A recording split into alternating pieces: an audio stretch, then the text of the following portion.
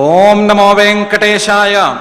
మహాపురుష మహానుభావ మహావిభూతి మహాప్రభావ గోవింద గోవింద. అకలంకమహో విరాజితం వికలాంగవ్రత సిద్ధిదాయకం అవిశంక హృదా సమాశ్రయే తదపాంగాధృత దృష్టిలాలస అని మహత్తమ హృదంతర నిరంతర నివాసి అయిన శ్రీనివాస పరమాత్ముని భక్తిగా స్మరించుకుంటూ శ్రీ శుకుల వారు ఉపదేశం చేసిన శ్రీమద్ భాగవతం యొక్క అధ్యయన కార్యక్రమాన్ని మనం ప్రారంభించుకుందాము. ప్రారంభంలో యథావిధిగా ఆచార్యుల వారితో కలిసి ప్రార్థనా శ్లోకాలను చదువుకుని మంగళాచరణం చేసుకుందాం. ఓం నమో వెంకటేశాయ. శ్రీ గురు ప్రార్థనా. గురుర్బ్రహ్మా గురుర్విష్ణు గురుర్దేవో మహేశ్వరః గురుః సాక్షాత్ పరం బ్రహ్మ తస్మై శ్రీ గురవే నమః. శ్రీనివాస ప్రార్థనా. శారదేందు ప్రకాశాయ శారదాగమహేతవే శారదాపతి పూజ్యాయ శ్రీనివాసాయ తే నమః. అథ సంకల్పః. శ్రీమదాదివరాహ క్షేత్రే విరాజమానస్య నిత్యశుద్ధ బుద్ధ ముక్త స్వభావస్య లీలాగృహీత విగ్రహస్య శ్రీ పద్మావతీ జానేః అనుగ్రహేణ అస్మాకం సర్వేషాం బుద్ధిశుద్ధ్యర్థం విద్యాభివృద్ధ్యర్థం భక్తి జ్ఞాన వైరాగ్యాది తదనుకూల సర్వసంపత్సమృద్ధ్యర్థం శ్రీ పరమేశ్వర ప్రీత్యర్థం శ్రీమద్భాగవత పాఠం కరిష్యామహే. అస్య శ్రీమద్భాగవత స్తోత్ర మహామంత్రస్య నారద ఋషిః బృహతీ ఛందః శ్రీకృష్ణః పరమాత్మా దేవతా బ్రహ్మ బీజం భక్తి శక్తి జ్ఞాన వైరాగ్యే కీలకం అస్మాకం శ్రీమద్భగవత్ ప్రసాద సిద్ధ్యర్థే పాఠే వినియోగః ధ్యానం. నారాయణాశనివరాయుధ సిద్ధిహస్తం వ్యాసప్రసూత శుకవీరసమూహశస్తం పాపాలిశత్రుపరిమర్దన కామతస్తం శస్త్రాలయం విశత భాగవతం ప్రశస్తం. శ్రీ గురుభ్యో నమః. దితి కళ్ళు తెరిచి చూసేసరికి ఎదురుకుండా 7 జట్లు కింద 49 మంది చిన్నపిల్లలు పసిపిల్లలు కనిపించారు. అందరూ చక్కగా వెలిగిపోతున్నారు, అందంగా ఉన్నారు. వాళ్ళ పక్కన ఇంద్రుడు వజ్రాయుధంతో కనిపించాడు. ఆ వజ్రాయుధానికి రక్తపు మరకలు కూడా ఉన్నాయి. కడుపు మొత్తం ఖాళీ అయిపోయిందని తెలుస్తోంది. గర్భ ఆయాసం అనేది లేదు. తడిమి చూసుకున్న గర్భం అనేది కనిపించడం లేదు. కాబట్టి వీళ్ళు నా పిల్లలే అవటానికి అవకాశం ఉంది అని ఒకవైపు అనిపించింది. ఇంకొక వైపు ఇంద్రుడి చేతిలో ఆ వజ్రాయుధం ఏంటి అని సందేహం వచ్చింది. ఆ సందేహంతో, నాయన ఏం జరిగిందో నిజం చెప్పు, ఏమైంది? నేనేమో నిన్ను లేదా నీ తరపున ఉండే వాళ్ళని అందరినీ సంహరించడానికి పిల్లవాడు కావాలి అని అనుకున్నాను. చూస్తే పుట్టిన వాళ్ళు నీ పక్కన ఉన్నారు. నేనేమో ఒక్కడు కావాలనుకున్నాను, 49 మంది ఉన్నారు. వీటన్నిటికీ కారణం ఏమిటి, ఇలా ఎందుకు జరిగింది అనే విషయం నువ్వు నాకు అబద్ధం చెప్పకుండా నిజం చెప్పు అని అడిగింది. దాంతో ఇంద్రుడు అన్నాడు, ఇంద్ర ఉవాచ, ఇంతవరకు పాపం ఇంద్రుడు భయపడుతూ ఉన్నాడు. దితి నన్ను చంపటానికే పిల్లవాడిని కంటానని కూర్చుంది అని భయపడుతున్నాడు. కొంత కాకపోతే కొంతైనా ఆవిడ మీద శత్రుభావం లేకపోలేదు.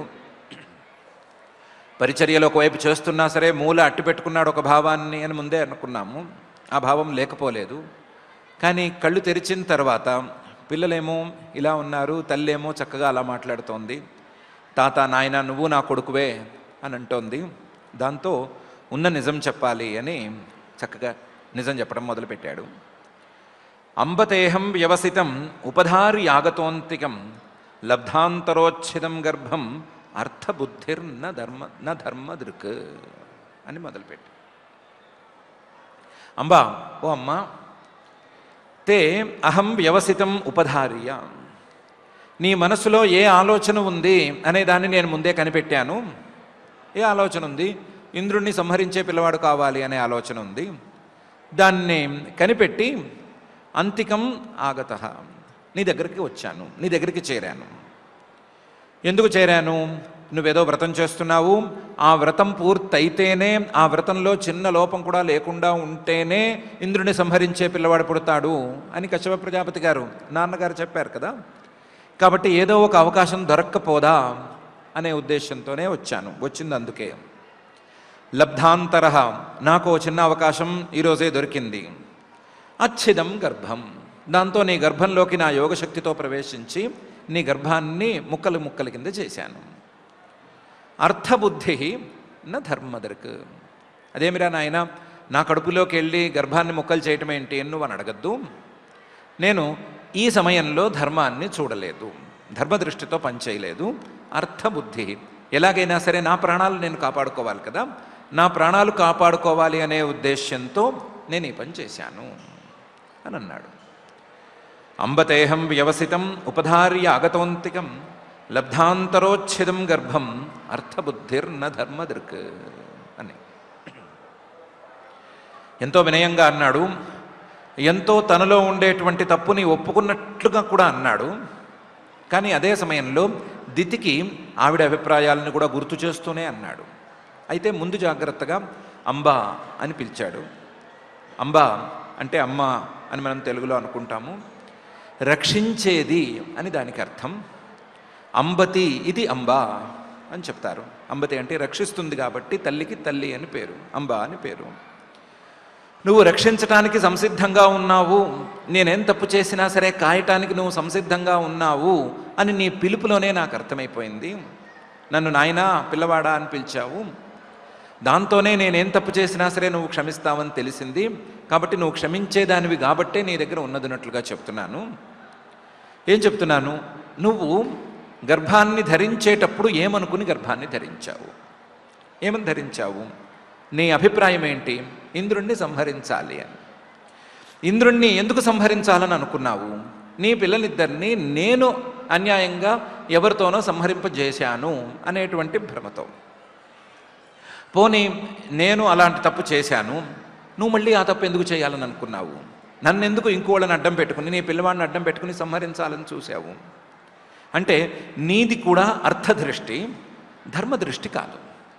ధర్మదృష్టే అయితే గనక ఏదో పిల్లవాడు తప్పు చేశాడు కనిపిస్తే మందలిద్దామన్నట్లు ఉండాలి. కానీ ఎలాగైనా సరే ఒక పిల్లవాడిని కని ఆ పిల్లవాడితో ఈ ఇంద్రుడి తాట తీయించాలి అని నువ్వెందుకు అనుకున్నావు? నీది అర్థదృష్టే, నా ప్రాణాలు కాపాడుకోవటం అనే నాది అర్థదృష్టే. నీది ధర్మదృష్టి కాదు, నాది ధర్మదృష్టి కాదు. నీది నీ పిల్లవాడి ప్రాణాలు తీసిన వాడి ప్రాణాలు తీయాలి అనేది దృష్టి, నాది నా ప్రాణాలు నేను కాపాడుకోవాలి అనేటువంటి దృష్టి. మనిద్దరం సమానమైన కక్ష్యలో ఉన్నాము. ఎవరిది తప్పు కాదు, ఎవరిది దోషం కాదు, లేదా ఇద్దరిది ఒప్పే, ఇద్దరిది సరే అని కూడా చెప్పాడు. నేను చేసిన పని ఇలాంటిదే, నువ్వు మొదలుపెట్టిన పని అలాంటిదే అని చెప్పాడు. అంబ దేహం వ్యవసితం ఉపధార్య అర్థబుద్ధి న ధర్మదృక్ అనేటువంటి పదాలన్నీ మన ఇద్దరికీ సరిపోతాయి అని చెప్పాడు. అంబతేహం వ్యవసితం ఉపధార్య ఆగతోంతికం లబ్ధాంతరోచ్ఛిదం గర్భం అర్థబుద్ధిర్న ధర్మదృక్ అని. అయితే లోపల ఏం జరిగింది అనే సంగతి నేను చెప్తాను. కృత్తోమే సప్తధా గర్భ ఆసన్ సప్తకుమారకా తేపి చైకైకశో వృక్ణా సప్తధా నాపి మమ్రిరే అనేది జరిగింది. నేను లోపలికి వెళ్ళి ఏం చేశానంటే, కృత్తోమే సప్తధా గర్భ, నేను లోపల పిండాన్ని 7 ముక్కలు చేశాను. నా వజ్రాయుధంతో 7 ముక్కలు చేశాను. 7 ముక్కలు చేస్తే మామూలుగా అయితే వేరే అవ్వాలి, కానీ అవ్వలేదు. ఆసన్ సప్తకుమారకా, ఆ 7 ముక్కలు 7 పిల్లలుగా మారిపోయినాయి. ఆసన్ సప్తకుమారకా. ఇలా కాదు అనుకుని ఒక్కొక్క ముక్కని మళ్ళీ 7 ముక్కలు చేశాను. తేపిచ ఏకైకశో వృక్ణ, ఒక్కొక్క ముక్కని మళ్ళీ 7 ముక్కల కింద కట్ చేస్తే వృక్ణాహ, వాళ్ళు ముక్కలు అయ్యారే కానీ సప్తధ 7గా మళ్ళీ మారిపోయారు. కానీ ఒక్కొక్క ముక్క 7 కింద 49 మంది కింద మారిపోయారే కానీ నాపి మమ్రిరే, పొరపాటును కూడా వాళ్ళు మరణించలేదు. నేనేమో నా శత్రువుని ముక్కలు చేసేద్దామని అనుకుని వెళ్ళాను. నా శత్రువు ముక్కలైన వాడు కాస్త ముక్కలైన వాడు అలాగే ఉన్నాడు. నేను చేసిందేమో వజ్రాయుధంతో ముక్కలు. వజ్రాయుధంతో ముక్కలు చేస్తే ఇలా మళ్ళీ ఉండటం అనేది అసంభవం. మహామహా ఆకాశాన్ని ఆవరించుకున్న వృత్రాసురుడే ఈ వజ్రాయుధం దాటికి తెగి కింద పడిపోయాడు. అలాంటి వజ్రాయుధంతో ముక్కలు చేస్తే నాపి మమ్రిరే, ఏమీ అస్సలు మరణించలేదు. 49 మంది తయారయ్యారు. ఇది జరిగిన విషయం అని చెప్పాడు. కృత్తోమే సప్తధా గర్భ ఆసన్ సప్తకుమారకా తేపిచ ఏకైకశో వృక్ణా సప్తధా నాపి మమ్రిరే అని. అయితే ఇందులో ఒక ఆశ్చర్యకరమైన విషయం ఉంది. ఏంటంటే, తతస్తత్పరమాశ్చర్యం వీక్ష్యాధ్యవసితం మయా మహాపురుషభే పూజాయా సిద్ధి కాప్యనుషంగిణి అనేది ఉంది. నాకు చాలా ఆశ్చర్యం కలిగింది. ఏం ఆశ్చర్యం? ఈ వజ్రాయుధంతో ముక్కలు చేసినా సరే ఎవ్వరూ కదలలేదు. అలాగే పిల్లలు పెరిగిపోతున్నారు తప్ప, ఆ గర్భం ముక్కలైన కొద్దీ అంతమంది పిల్లలు అవుతున్నారే తప్ప పిల్లలు మరణించడం అనేది జరగటం లేదు అని చూసేసరికి చాలా ఆశ్చర్యం వేసింది. తతస్తత్పరమాశ్చర్యం, ఎంత ఆశ్చర్యం అంటే, దేవతలందరి ఆయుధాలను మింగేసిన వృత్రాసురుడే ఈ వజ్రాయుధం దాటికి తలొగ్గాడు. అలాంటి వజ్రాయుధంతో ఈరోజు ముక్కలు కోస్తే పిల్లలు పెరుగుతూ పోయారే తప్ప కదలలేదు అనేది చాలా ఆశ్చర్యం వేసింది. దీనికి కారణం ఏమిటి అని వెతికాను నేను. నీతోనే కూడానే ఉన్నాను కదా నేను కూడా ఇన్ని రోజులు.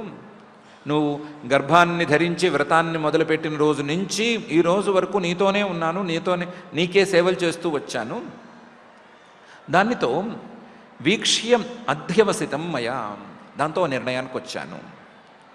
ఏమని నిర్ణయానికి వచ్చాను?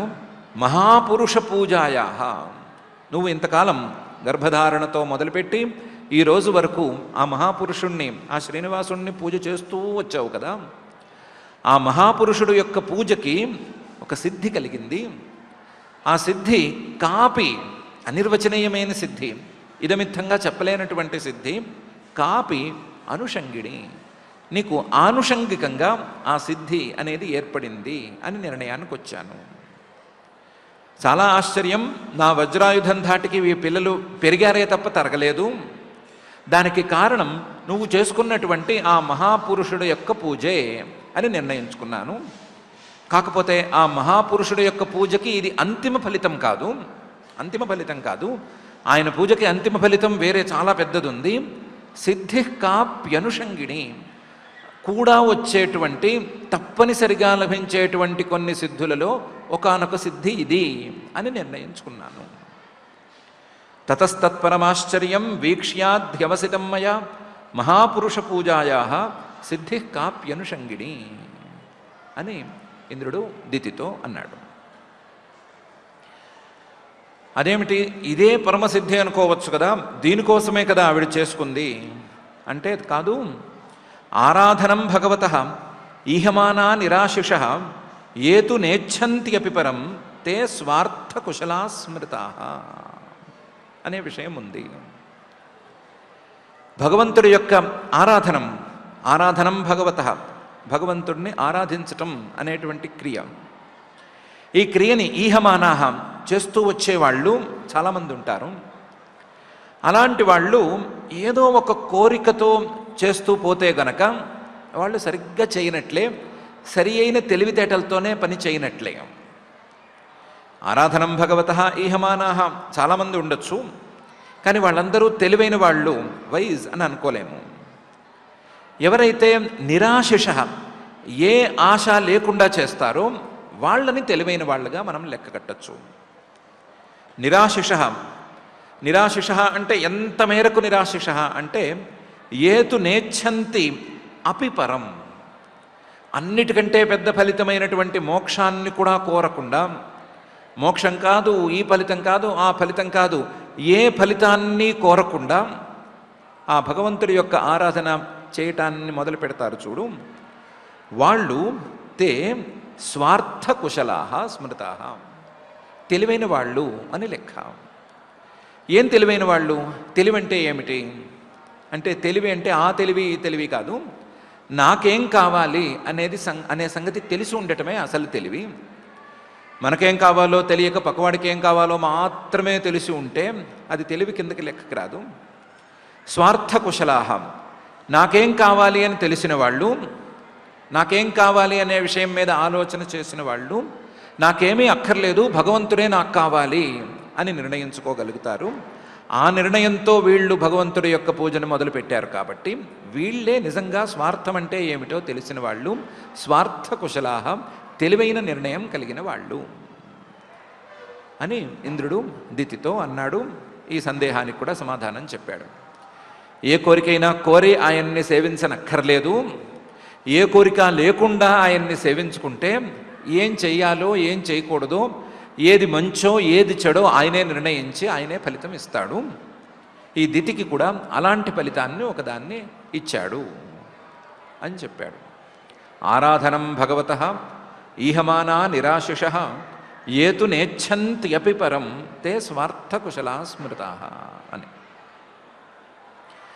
దానికే చెప్పాడు, ఆరాధ్యాత్మప్రదం దేవం స్వాత్మానం జగదీశ్వరం కో వృణీతే గుణస్పర్శం బుధస్యాన్ నరకేపి యత్ అని.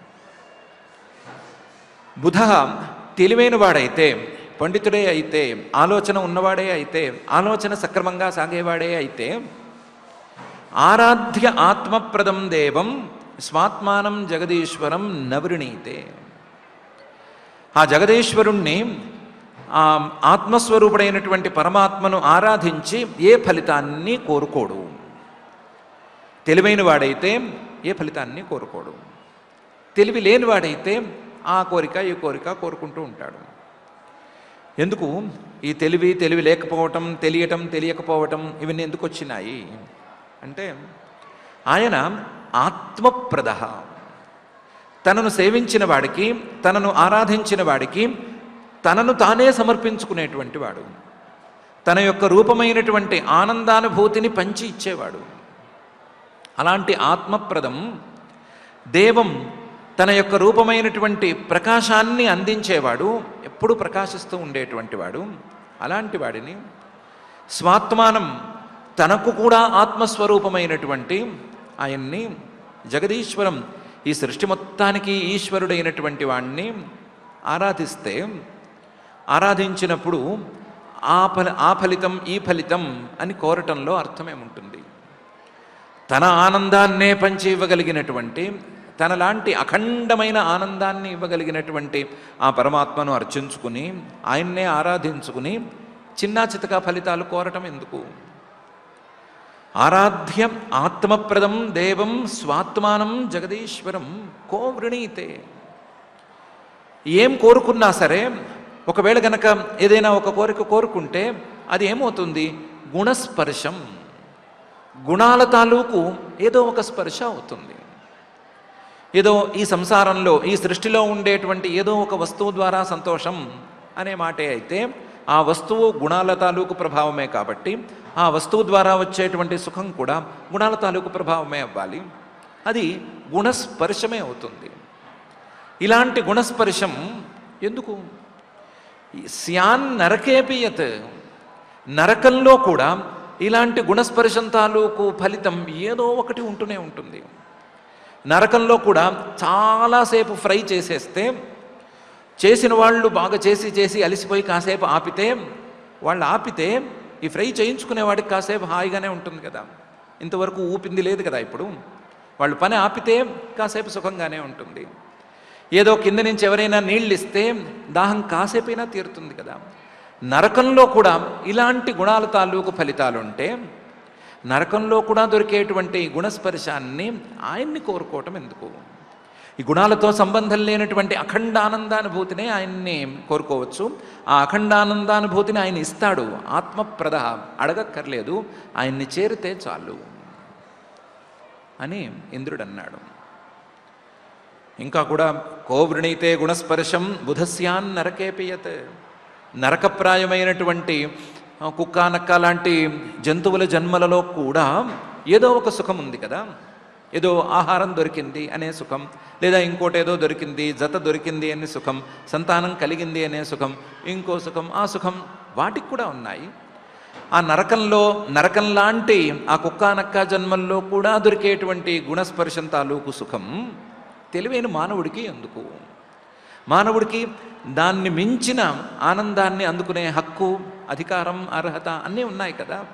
వాటిని అందుకోకుండా ఆయన్ని చిన్నా చితగా కోరటం ఎందుకు అని ఈ శ్లోకంలో అన్నాడు.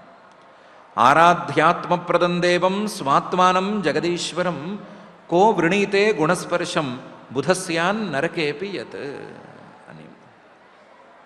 అందువల్ల నాకు ఈ విషయం స్పష్టమైంది. నీ దయతో నా శత్రుపీడ పోయింది అని నేను అనుకోవటం లేదు.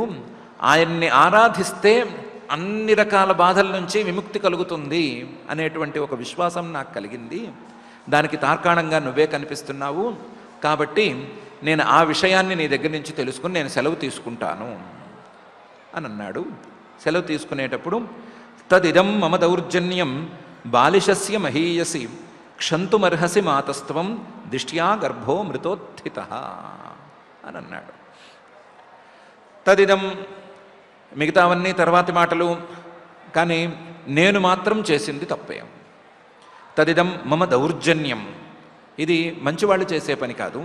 మరి యోగశక్తి ఉంది కదా అని గర్భంలోకి వెళ్ళిపోయి గర్భాన్ని ముక్కలు చేయటం అనేది మంచివాళ్ళు చేయకూడదు. ఇది నా దౌర్జన్యమే. బాలిషస్య, నేను నా ప్రాణాల మీదే ఆశ ఉంచుకుని నా ప్రాణాలు నాకు దక్కాలి, నన్నెవరూ సంహరించకూడదు అనే అభిప్రాయంతో ఈ పని చేశాను. నేను మూర్ఖుణ్ణే. మహీయసి, నువ్వు చాలా గొప్పదానివి. ఎందుకు గొప్పదానివి అంటే, ఇంత పని చేసి నేను ఎదురుకుండా నుంచున్నా సరే నన్ను నువ్వు కోపగించుకోవటం లేదు, కోపంగా చూడట్లేదు.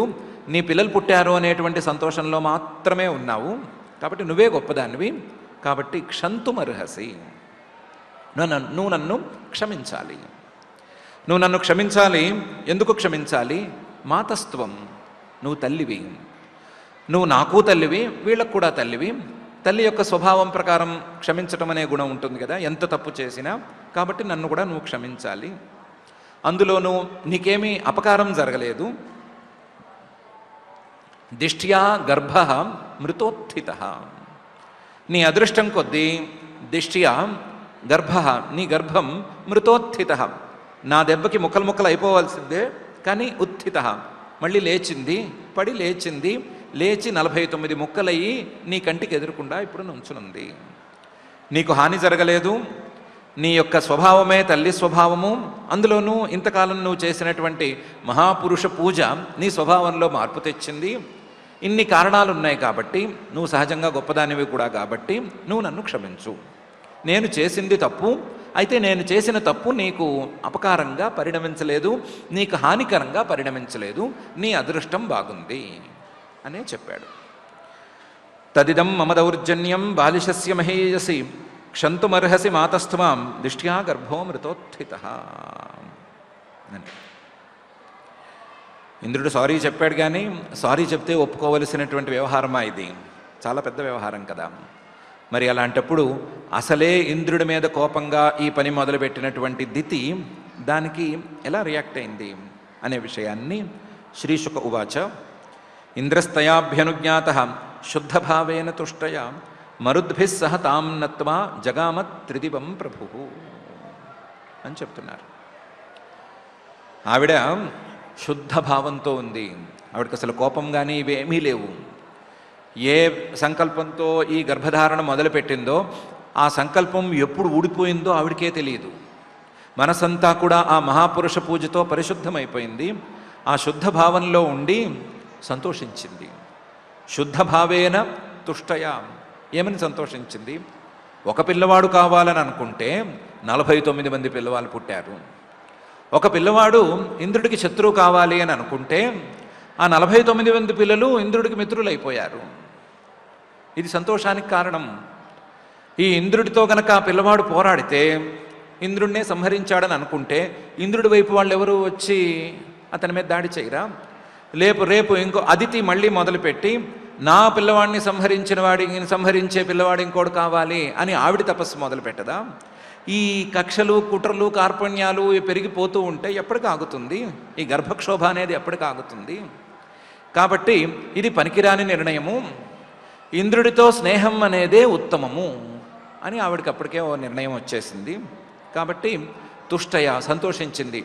ఈ కక్ష మళ్ళీ పెరిగి ఈ కక్ష ఇంకా ఎక్కువ హానికి దారి తీయలేదు, ఇంకా ఎక్కువ సీన్కి దారి తీయలేదు, ఇంతటితో ఆగిపోయింది అని సంతోషించింది.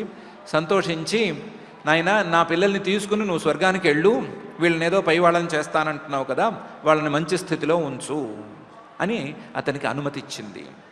తయా అభ్యనుజ్ఞాత అనుమతి ఇచ్చింది. తీసుకెళ్ళు, స్వర్గానికి తీసుకెళ్ళు, నీతో పాటే ఉంచుకో, నీ స్నేహితులుగానే ఉంచుకో, కాకపోతే ఏ క్షణము స్నేహం తప్పకండి అని చెప్పింది. చెప్పిన తర్వాత ఇంద్రుడు ఆ మాట మీద మరుద్భిः సహ తాం నత్వా, ఈ పుట్టిన 49 మందిని మీ అమ్మరా నాయనలారా అమ్మకి దండం పెట్టండి అని దండం పెట్టించి తాను కూడా దండం పెట్టి ఆవిడికి దితికి జగామ త్రిదివం స్వర్గానికి వెళ్ళిపోయాడు. ప్రభువు సమర్థుడయ్యాడు. ఇంతవరకు అయితే ఇంద్రుడి యొక్క బలం కొంచెం తక్కువ ఉందనే చెప్పుకోవాలి. ఈ మరుత్తులు చేరిన తర్వాత, ఈ 49 గణాల వారు చేరిన తర్వాత, 7 గణాల వారు 49 మంది చేరిన తర్వాత ఆయన యొక్క బలం ఇంకా పెరిగిపోయింది, ఇంకా సమర్థుడైపోయాడు. ఆయన్ని ఓడించగలిగిన వాళ్ళు ఎవరూ లేరు అనే స్థాయికి వచ్చేశాడు. దాంతో ఆయన సంతోషంగా స్వర్గానికి వెళ్ళిపోయాడు. దితి కూడా సంతోషంగా ఉన్న చోట ఉండిపోయింది. కథ సుఖాంతం అయిపోయింది. ఇంద్రస్తయాభ్యనుజ్ఞాత శుద్ధభావేన తుష్టయ మరుద్భిः సహ తాం నత్వా జగామ త్రిదివం ప్రభువు అని శ్రీశుకుల వారు చెప్పారు. ఏవంతే సర్వమాఖ్యాతం యన్మాం త్వం పరిపృచ్ఛసి మంగళం మరుతాం జన్మ కిం భూయః కథయామితే అని పైన అన్నారు. ఏవం ఈ విధంగా తే ఓ పరీక్షిత్తు నీకు సర్వమాఖ్యాతం మొత్తం చెప్పేశాను. యన్మాం త్వం పరిపృచ్ఛసి నువ్వు అడిగింది అడిగినట్లుగా చెప్పేశాను. అందులోనూ మంగళం మరుతాం జన్మ అతి మంగళకరమైనటువంటి మరుత్తుల యొక్క జన్మ దాని గురించి చెప్పాను. చాలా మంగళప్రదమైనటువంటి జన్మ ఇది. అన్నదమ్ములకి, సవితి పిల్లలకి, లేదా అక్కా చెల్లెళ్ళ పిల్లలకి, లేదా అన్నదమ్ముల పిల్లలకి, వీళ్ళందరికీ కూడా కక్షలు కార్పణ్యాలు, ఈ దాయాదుల మీద వచ్చేటువంటి కక్షలు కార్పణ్యాలు వీటన్నిటినీ పోగొట్టేటువంటి మహజ్జన్మ ఇది. ఈ వృత్తాంతం విన్న వాళ్ళకి అలాంటి మంచి ఫలితాలు కలుగుతాయి. ఇంద్రుడు మరుత్తులు సవితి పిల్లలైనా అక్క చెల్లెళ్ళ పిల్లలైనా ఎలాగైతే స్నేహంగా ఉన్నారో అలా వాళ్ళందరూ కూడా స్నేహంగా ఉండగలుగుతారు. అలాంటి మంగళం మరుతాం జన్మ మరుత్తుల యొక్క జన్మ గురించి కూడా నీకు నేను చెప్పాను. కిం భూయః కథయామితే ఇంకా ఏం కావాలో చెప్పు, అది కూడా చెప్తాను అని అన్నారు శ్రీశుకుల వారు. ఏవంతే సర్వమాఖ్యాతం యన్మాం త్వం పరిపృచ్ఛసి మంగళం మరుతాం జన్మ కిం భూయః కథయామితే అనేటువంటి ఈ శ్లోకంలో. దీంతో 6వ స్కంధంలో మరుద్గణ జన్మ కథనం అనే పేరు కలిగినటువంటి 18వ అధ్యాయం ఇక్కడికి పూర్తయింది. ఈ అధ్యాయంలో 78 శ్లోకాలు ఉన్నాయి. పెద్ద అధ్యాయం కింద లెక్క. ఈ 78 శ్లోకాల్లోనూ మరుత్తులు వాళ్ళ యొక్క జన్మ వృత్తాంతాన్ని ప్రధానంగా చెప్పారు. ఇంద్రుడి మీద దితికి కోపం రావటం, ఆ కోపానికి కారణంగా ఇంద్రుడి వల్లనే తన యొక్క 2 పిల్లలు పోయారు అని దితి అనుకోవటం, అనుకుని ఇంద్రుణ్ణి సంహరించే పిల్లవాడు కావాలి అని కశ్యప ప్రజాపతి గారిని వేడుకోవటం, ఆయనేమో కొన్ని నియమాలు చెప్పటం, ఆ నియమాల ప్రకారం నువ్వు గనక ఉన్నట్లయితే నీకు ఇంద్రుడిని సంహరించే పిల్లవాడు పుడతాడు, లేకపోతే మంచి పిల్లవాడు పుడతాడు అని 2 రకాలుగా చెప్పటము.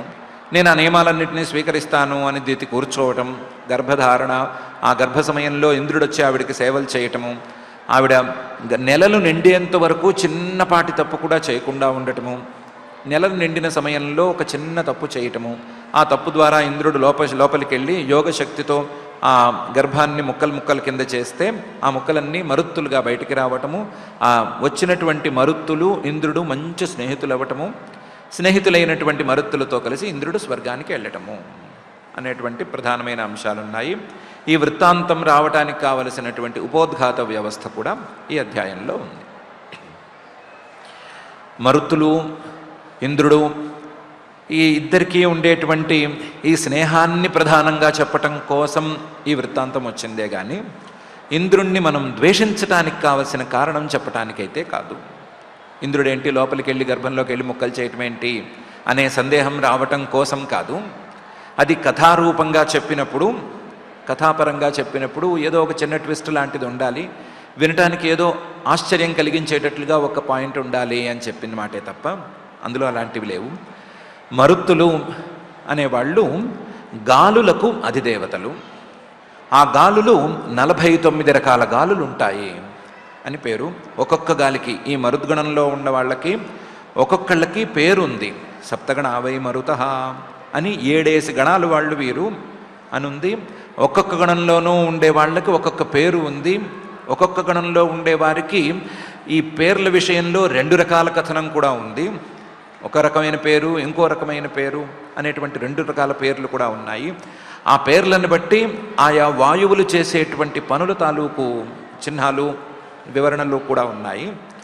ఆ గాలులతో కలిసి మేఘాలకు అధిదేవత అయినటువంటి ఇంద్రుడు వర్షాన్ని కురిపిస్తాడు అనేటువంటి అంశం ప్రధానంగా ఇందులో ఉంది. మరుత్తులు అంటేనే వాయువులు అనర్థం. ఆ వాయువులతో కలిసినటువంటి మేఘం ఇంద్రుడు తన యొక్క వజ్రాయుధం పిడుగుతో కలిసి ఏ విధంగా వర్షాన్ని కురిపిస్తాడు అనే అంశాన్ని కొంచెం కథాపరంగా ట్విస్టులు పెట్టి చెప్పినటువంటి వృత్తాంతం. మబ్బు, గాలి స్నేహంగా ఉన్నట్లుగానే అన్నదమ్ముల పిల్లలు, అక్క చెల్లెల పిల్లలు, సవితి పిల్లలు వీళ్ళందరూ కూడా స్నేహంగా ఉండాలి అనే విషయాన్ని అర్థమయ్యేటట్లు చెప్పటం కోసం చెప్పినటువంటి కథ. దీంతో పాటు మహాపురుష సేవ అనేటువంటి అంశం కథాపరంగా ప్రధానమైనటువంటి అంశం అది కూడా ఉంది. ఈ అధ్యాయంలో ఈ సంగతి పూర్తయిన తర్వాత 19వ అధ్యాయంలో పరీక్షిత్తు గారు ఒక ప్రశ్న వేశారు. రాజోవాచ, ఏమని? నువ్వు కథ చెప్తున్నప్పుడు వరుసగా చెప్పుకుంటూ వెళ్ళిపోయావు. ఆ వరుసగా చెప్తున్నప్పుడు ఆ ఫ్లోకి అడ్డం పడకూడదు, ఫ్లో వెళ్ళాలి, ఫ్లో జరగాలి అనే ఉద్దేశంతో అప్పుడు నేనేమీ అడ్డం పడలేదు. అడ్డం పడి ఉండాలి. ఎప్పుడు అడ్డం పడి ఉండాలి అంటే కశ్యప ప్రజాపతి గారు దితికి నేను నీకో వ్రతం చెప్తాను, ఆ వ్రతంలో నువ్వు కొన్ని నియమాలను పాటించాలి అని చెప్పినప్పుడే అడ్డం పడి ఉండాలి. అందులో నువ్వు చెప్పేటప్పుడు నియమాలు చెప్పుకుంటూ వెళ్ళి ఎక్కడో ఒక చిన్న ముక్కగా ఏదో గోవిప్రాశ్రయం అచ్యుతం అని ఒక మాట మాట్లాడేసి నిత్యము పూజ చేయాలి అనే మాట చెప్పావు. అసలు ఈ వ్రతం ఏమిటి? ఈ వ్రతాన్ని ఎవరు ఆచరించాలి, ఎప్పుడు ఆచరించాలి, ఎలా ఆచరించాలి, ఎందుకు ఆచరించాలి? కశ్యపుడు దితికి చెప్పినటువంటి వ్రతాన్ని మిగతా వాళ్ళు చేయొచ్చా, చేయకూడదా? మిగతా వాళ్ళు చేసేట్లయితే ఎప్పుడు చేయాలి, ఏ విధంగా చేయాలి, నియమాలు తప్పితే ఏమిటి, నియమాలు సరిగ్గా పాటించకపోతే ఏమవుతుంది అనే విషయాలన్నీ అప్పుడే అడిగి ఉండాల్సింది. అప్పుడు ఫ్లోలో అడ్డం పడద్దు అని అడగలేదు, ఇప్పుడు అడుగుతున్నాను అని రాజోవాచ పరీక్షిత్ గారు అన్నాడు. రాజోవాచ, ఆయన రాజు కదా, రాజుల యొక్క స్వభావం ఎలా ఉంటుంది? మనతో పాటు మన ప్రజలందరికీ కూడా మంచి జరగాలి అనే అభిప్రాయంతోనే ఉంటుంది. అలా ఉన్నవాడినే రాజు అంటారు, అలా లేనివాడిని ఇంకో పేరుతో పిలుస్తారు కదా. ఈయన నిజమైన రాజు. రాజ్యము అవన్నీ వదిలిపెట్టేసినా సరే మనసులో ఈ అభిప్రాయాన్ని మాత్రం ఇంకా పోగొట్టుకోలేదు. అందుకని తన రాజస్వభావంతోనే అందరికీ మంచి చేయాలి అనే అభిప్రాయంతో వ్రతం పుంసవనం బ్రహ్మన్ భవతా యదుదీరితం తస్య వేదితుమిచ్చామి ఏన విష్ణు ప్రసీదతి అని అడిగాడు. వ్రతం పుంసవనం, సంతానాన్ని కలిగించేటువంటి వ్రతం ఒకటి ఉంది అని కశ్యపుడు దితికి చెప్పాడు అని నువ్వు చెప్పావు. బ్రహ్మన్, ఓ సర్వజ్ఞుడా, భవతా యదుదీరితం, నువ్వు చెప్పిందే అది. కశ్యప ప్రజాపతి గారు దితికి ఈ వ్రతాన్ని గురించి చెప్పాడు అని నీ మాటల్లోనే వచ్చింది. తస్య వేదితుమిచ్చామి, ఆ వ్రతం ఏమిటి, దాని కథాకమామిషి ఏమిటి, అసలు చేయగలమా లేదా అనే సంగతి తెలుసుకోవాలని అనుకుంటున్నాను. నీకెందుకయ్యా ఇప్పుడు వారం రోజుల్లోకి వచ్చింది కదా అని అడగద్దు. నాకు కాదు, చుట్టుపక్కల ఉన్నారు, తెలుసు, వినేవాళ్ళు ఉన్నారు. ఈ విన్నవాళ్ళు ఇంకోళ్ళకి చెప్తారు, ఆ విన్నవాళ్ళు ఇంకోళ్ళకి చెప్తారు. అందరూ అందరికీ చెప్పుకుంటారు, మంచిని ప్రచారం చేసుకుంటారు. చేసుకుంటే అందరికీ మంచి జరుగుతుంది. కాబట్టి నాకు చెప్పడం అనేటువంటి వ్యాజంతో వినే ఈ అందరికీ కూడా చెప్పు. ఏన విష్ణు ప్రసీదతి, ఆ వ్రతంతో శ్రీమన్ మహావిష్ణువు సంతోషిస్తాడు, ప్రసన్నమవుతాడు, ప్రసన్నమయ్యి కావాల్సిన ఫలితాలు ఇస్తాడు అని అంటున్నావు కదా, ఆ వ్రతం గురించి చెప్పు అని అడిగాడు. వ్రతం పుంసవనం బ్రహ్మన్ భవతా యదుదీరితం తస్య వేదితుమిచ్చామి ఏన విష్ణు ప్రసీదతి అని. శ్రీశుకుల వారు ఈ ప్రశ్న కోసమే కాచు కూర్చున్నారు. ఆయన కూడా కథ ఫ్లోలో ఉండి ఆ వ్రతాన్ని అలాగే చెప్పుకుంటూ పోతే వినేవాళ్ళు సరిగ్గా దాన్ని పట్టుకోరు. వినేవాళ్ళు కథలో ఆవిడ చేసింది ఆవిడ చేసింది ఆవిడ చేసింది అనుకుంటారు, మేం చేయాలి అని అనుకోరు. వ్రత విధానం ఏమైనా ఉంటే విడిగా చెప్పడమే మంచిది అనే అభిప్రాయంలో ఆయన కూడా ఉన్నారు. పరీక్షిత్ గారు అడిగేసరికి వెంటనే మొదలుపెట్టి చెప్పేశారు. శ్రీశుక ఉవాచ, పుంసవనం వ్రతం సంతానం కావాలి అని అనుకున్న వాళ్ళకి సంతానాన్ని ప్రధానంగా ఇచ్చే, దాంతోపాటు కోరికలన్నిటినీ తీర్చేటువంటి పుంసవనం వ్రతం అనేటువంటి వ్రతం ఇది. ఈ వ్రతాన్ని శుక్లే మార్గశిరే పక్షే యోషిద్ భర్తురనుజ్ఞయ ఆరభేత వ్రతమిదం సార్వకామికమాదిత అనే తీరులో మొదలుపెట్టి చెప్పచ్చు అని శ్రీశుకుల వారు చెప్తున్నారు. యోషిత్, ఈ పుంసవన వ్రతాన్ని యోషిత్ స్త్రీ కూడా చేయొచ్చు, లేదా స్త్రీలే ప్రధానంగా చేయాలి. స్త్రీలకి ప్రధానంగా వ్రతాలు చాలా తక్కువ, వాళ్ళ భర్తలతోనో తండ్రులతోనో కలిసి చేసే వ్రతాలే ఎక్కువ. కానీ ఈ వ్రతాన్ని స్త్రీలు స్వతంత్రంగా చేసుకోవచ్చు.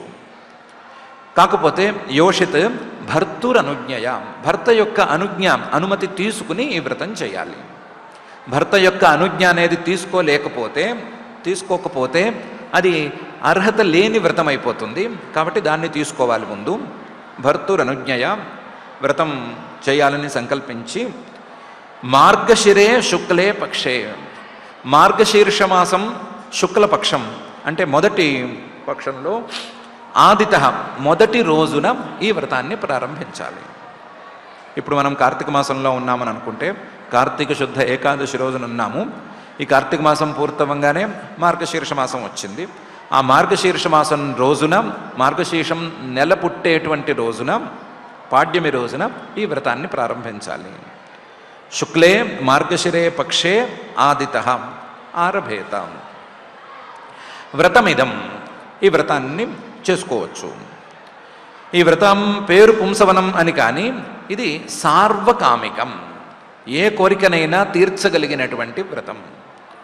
శ్రీమన్ మహావిష్ణువు యొక్క అనుగ్రహంతో ఏ కోరికైనా తీరుతుంది. కాబట్టి ఆయన అనుగ్రహం కోసం చేసేటువంటి ఈ వ్రతానికి ఏదైనా ఫలితం కావచ్చు. పేరుకి పుంసవన వ్రతం ఇంతే. ఆయన అనుగ్రహం కావాలి అనే బుద్ధితో కూడా చేసుకోవచ్చు. సంతానం ఉన్నవారు కూడా చేసుకోవచ్చు. సంతానం ఉన్నవారు కూడా ఆయన అనుగ్రహం కావాలి అనే ఉద్దేశంతో చేసుకోవచ్చు. సంతానం కావాలనుకున్నవారు సంతానం కోసం చేసుకోవచ్చు. శుక్లే మార్గశిరే పక్షే యోషిత్ భర్తురనుజ్ఞయ ఆరభేద వ్రతమిదం సార్వకామికమాదిత. దానికి మొదటి రోజున మొదట్లో గణపతి పూజ, పుణ్యాహవచనం లాంటివన్నిటినీ చేసేసుకుని నిశమ్య మరుతాం జన్మ బ్రాహ్మణాన్ అనుమంత్ర్య చ స్నాత్వా శుక్లదతీ శుక్లే వసీత అలంకృత అంబరే పూజయేత్ ప్రాతరాశాత్ ప్రాక్ భగవంతం శ్రియా సహ. ముందుగా ఆ రోజు నిశమ్య మరుతాం జన్మ, ఇంతకుముందు అధ్యాయంలో మనం చెప్పుకున్నటువంటి మరుత్తుల యొక్క జన్మ వృత్తాంతాన్ని వినాలి. ఒకసారి మళ్ళీ వినాలి. నిశమ్య మరుతాం జన్మ. ఆ మరుత్తుల జన్మతోనే కదా ఈ పుంసవన వ్రతం అనేది బయటకు వచ్చింది. కాబట్టి ఆ వ్రతాన్ని ముందు వినాలి.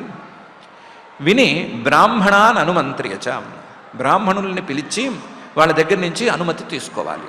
ఏ వ్రతం ఏ పని పెద్ద పని చేయాలన్నా సరే దానికి బ్రాహ్మణ అనుమతి అనేది తప్పనిసరి. వాళ్ళ యొక్క అనుమతి తీసుకోవాలి. అనుమతి తీసుకుని మళ్ళీ స్నాత్వా, మళ్ళీ ఒకసారి ఈ వ్రతారంభం కోసం స్నానం చేయాలి. స్నాత్వా శుక్లదతి, ఒకవేళ మొహం కడుక్కోవడం అనేది అలవాట్లో లేకపోతే, రోజువారీ పొద్దున్నే లేచి మొహం కడుక్కోవడం అలవాటు లేకపోతే ఆ రోజు మాత్రం కడుక్కుని తీరాలి. శుక్లదతి, పళ్ళు తెల్లగా ఉండాలి. పొద్దున పూట మొహం కడుక్కునే అలవాటు తగ్గిపోతుంది కదా, రాత్రిపూట పడుకునే ముందు తోముకోవాలి, పొద్దున్న లేస్తూనే ఆలస్యం లేకుండా బెడ్ కాఫీ తాగాలి అని కదా కొత్త సంప్రదాయం. ఆ సంప్రదాయంలో పడిపోయి పొద్దున పూట పళ్ళు తోముకోవటం మర్చిపోయే మాట అయితే, అలా పళ్ళు పాచి పళ్ళతో పని చేయకూడదు. పొద్దున్నే లేచి రాత్రి తోముకున్నా సరే శుక్లదతి, తెల్లగా వచ్చేటట్లు తోముకోవాలి. శుక్లే వసీత అలంకృతాంబరే, తెల్లని బట్టలు కట్టుకోవాలి. తెల్లని బట్టలు అంటే పూర్తి అంచు లేని తెల్లని బట్టలు కట్టుకోకూడదు, అంచు ఉన్నటువంటి తెల్లని బట్టలు. అలంకృత అంబరే, అంచుతో అలంకారంగా ఉండేటువంటి రకరకాల అంచులతో కూడినటువంటి అంచుల్లో డిజైన్లు అవన్నీ ఉండేటువంటి తెల్ల బట్టల్ని ఈ వ్రతంలో కట్టుకోవాలి. కట్టుకుని పూజయేత్, ఆ మహాపురుషుణ్ణి పూజించుకోవాలి. ఎప్పుడు పూజించుకోవాలి అంటే, ఎప్పుడో పొద్దున్నే లేచాము, లేచి ఆ మరుత్తుల జన్మ వృత్తాంతం విన్నాము, ఆ చెప్పిన ఆయనేమో సాగదీశాడు, చాలా ఆలస్యమైంది, తర్వాత మళ్ళీ మొహం కడుక్కోవటం స్నానం చేయటం అంటే ఆలస్యమైంది, టిఫిన్ చేస్తాము అని అనుకోకూడదు. ప్రాతరాశాత్ ప్రాక్, పొద్దున పూట తినే తిండి కంటే ముందే పూజ చేసేయాలి. పూజ ముందు, తిండి తర్వాత. తిండి ఎప్పుడైనా చూసుకోవచ్చు, పూజ ప్రధానంగా చేసుకోవాలి. ఆ భగవంతుడిని పూజించుకోవాలి. శ్రియాసహ, లక్ష్మీదేవితో సహా ఉన్నటువంటి ఆయన్ని పూజించుకోవాలి. నిశమ్య మరుతాం జన్మ బ్రాహ్మణాన్ అనుమంత్ర్య చ స్నాత్వా శుక్లదతి శుక్లే వసీత అలంకృతాంబరే పూజయేత్ ప్రాతరాశాత్ ప్రాక్ భగవంతం శ్రియాసహ. పూజ చేసే ముందు ఆయనకి ఒకసారి నమస్కారం పెట్టుకోవాలి. ముందు నమస్కారం పెట్టుకోవాలి. ఆ నమస్కారానికి 3 మంత్రాలు ఉన్నాయి. ఆ 3 మంత్రాలతో నమస్కారం పెట్టుకోవాలి. ముందు ఏమని పెట్టుకోవాలి? అలంతే నిరపేక్షాయ పూర్ణకామ నమోస్తుతే మహావిభూతిపతయే నమః సకల సిద్ధయే అని ఒక శ్లోకంతో, ఒక మంత్రంతో నమస్కారం పెట్టుకోవాలి. నిరపేక్షాయ, నీకు ఏ అపేక్ష లేదు, ఇది కావాలి అది కావాలి అని ఏమీ లేదు, ఇది కావాలి అది వద్దు అని కూడా లేదు. అలంతే, నీకు అన్నీ చాలు అన్నట్లే ఉంటాయి. పూర్ణకామ, నువ్వు అన్ని కోరికలు తీరినవాడు ఎలాగైతే సంతోషంగా ఉంటాడో అలా సంతోషంగా ఉంటావు. అలాంటి నీకు నమోస్తుతే, నమస్కారము. మహావిభూతిపతయే, మహావిభూతులకన్నిటికీ ప్రతీకగా ఉండేటువంటి లక్ష్మీదేవికే నీవు పతివి. సకల సిద్ధయే, సిద్ధులన్నిటినీ నీ అరచేతిలో ఉంచుకున్నటువంటి వాడివి. అణిమ మహిమ లాంటి సిద్ధులు కావచ్చు, వాటిని మించిన మాయాసిద్ధి కావచ్చు, ఏ సిద్ధినైనా సరే అరచేతిలో ఉంచుకున్నవాడివి. నీకు నమస్కారము అని నమస్కారం చేసుకోవాలి అని నమస్కారానికి ఒక మంత్రం చెప్పారు. అలంతే నిరపేక్షాయ పూర్ణకామ నమోస్తుతే మహావిభూతిపతయే నమః సకల సిద్ధయే అని. వ్రతం మొదలుపెట్టే ముందు ఆయనకి నమస్కారం చేసుకునేటప్పుడు ఆయన యొక్క తత్వం కొంచెం అర్థం చేసుకుని చేయాలి. ఆయన తత్వం అర్థం కాకుండా వ్రతం మొదలు పెడితే అది సరిగ్గా సిద్ధించదు. ఆయన యొక్క తత్వం నీ వ్రతంతో ఏదో ఆయనకు కావాలి అనే స్థాయిలో ఉన్న తత్వం కాదు. ఈ వ్రతం చేసి నువ్వు నైవేద్యాలు పెడితేనే ఆయన కడుపు నిండటం అనేది ఏమీ లేదు. ఈ నైవేద్యాలు లేకపోయినా, నువ్వు వ్రతం చేయకపోయినా ఆయన కడుపు నిండే ఉంటుంది. ఎందుకంటే ఆయనకి అలం, అన్నీ చాలు, ఏది కొత్తగా రావాల్సింది లేదు, ఆకలి లేదు, ఆకలితో కడుపు నింపుకోవాల్సిన పని లేదు. నిరపేక్షాయం, ఆయనకి ఏ అపేక్ష లేదు. నీవు చేసేటువంటి ఏ ఉపచారం, నీవు చేసేటువంటి ఏ అర్ఘ్యము పాద్యము, వీటితో దేంతోనూ ఆయనకు అవసరం లేదు, ఏ అవసరము లేదు. ఆయన పూర్ణకాముడు, పరిపూర్ణమైనటువంటి స్వరూపం అయింది. నీది ఒక్క కోరిక, ఆయనది కోరికలన్నీ తీరితే వచ్చేటువంటి మహా ఆనందం. అలాంటి మహానందంలో ఉన్నవాడికి నువ్వు చేసేటువంటి ఉపచారాలకి విలువ లేదు. ఉపచారాలు నీ కోసం నువ్వు చేసుకోవటమే తప్ప, ఎవరి కోసం వారు ఉపచారాలు చేసుకోవటమే తప్ప, ఆయనకేదో తక్కువైపోయిందని ఆయనకి ఉపచారం చేయాల్సిన అవసరమేమీ లేదు. మహావిభూతిపతయే, ఆయనకి నువ్విచ్చేటువంటి ఆసనము, లేకపోతే నువ్విచ్చేటువంటి మిగతా ఉపచారాలు, ఆభరణాలు, గంధాలో, లేకపోతే అక్షంతలో, పువ్వులో, పళ్ళో ఏవైనా సరే లెక్కే లేవు. ఆయన యొక్క సగుణ రూపాన్ని తీసుకున్నా సరే ఈ సంపదలన్నిటికీ కోట్ల రెట్లు ఎక్కువ ఉండేటువంటి సంపదలు ఆ లక్ష్మీదేవి దగ్గర ఉన్నాయి. ఆ లక్ష్మీదేవికి ఆయన పతి కాబట్టి మన సంపదలతో కానీ మన యొక్క వస్తువులతో కానీ ఆయనకేమి ప్రీతి కలగవలసిన అవసరం లేదు. మనం చేసేటువంటి ఉపచారాల వల్ల ఆయనకి కొత్తగా రాబోయే సిద్ధి అనేది ఏమీ లేదు. మనం చేసే ఉపచారాల వల్లనే ఆయన కోరిక తీరాలని ఏం లేదు. ఆయన సకల సిద్ధిపతి. అలా సకల సిద్ధిపతి అయి ఉండి కూడా, మహావిభూతిపతి అయి ఉండి కూడా, పూర్ణకాముడై ఉండి కూడా, నిరపేక్షుడై ఉండి కూడా, అలం నాకేమీ అక్కర్లేదు అనుకునే స్థాయిలో ఉండి కూడా ఆయన నీ యొక్క ఉపచారాలను తీసుకుని ఆ ఉపచారాలకి ఏదో ఫలితం ఇద్దాము అని అనుకుంటున్నాడంటే ఆయన నీ మీద దయగా ఉన్నాడు అని అర్థం చేసుకునే చేయాలి తప్ప, నేను చేయకపోతే ఆయనకు పూజ చేసేవాడు ఎవడుంటాడు అని అనుకుని చేయక్కర్లేదు. నేను పెట్టకపోతే ఆయన ఆకలితో మలమల మాడిపోతాడు అని అనుకునేం నైవేద్యం పెట్టక్కర్లేదు. నేను ఆసనం ఇవ్వకపోతే ఆయన ఉంచోవలసి వస్తుంది అనుకునేం చేయక్కర్లేదు. ఆయనకి చేయాల్సిందేం లేదు, చేయవలసిందల్లా ఎవరికి వారికి మాత్రమే అని తెలుసుకుని చేయమని చెప్తున్నారు. అలంతే నిరపేక్షాయ పూర్ణకామ నమోస్తుతే మహావిభూతిపతయే నమస్సకల సిద్ధయే అని. ఇంత ఉన్నా కూడా యథాత్వం కృపయా భూత్యా తేజసా మహిమౌజసా జుష్ట ఈశ గుణై సర్వై తతోసి భగవాన్ ప్రభువు. ఏమీ అక్కర్లేని వాడికి పూజ మాత్రం ఎందుకు అని అనుకోవడానికి వీల్లేదు.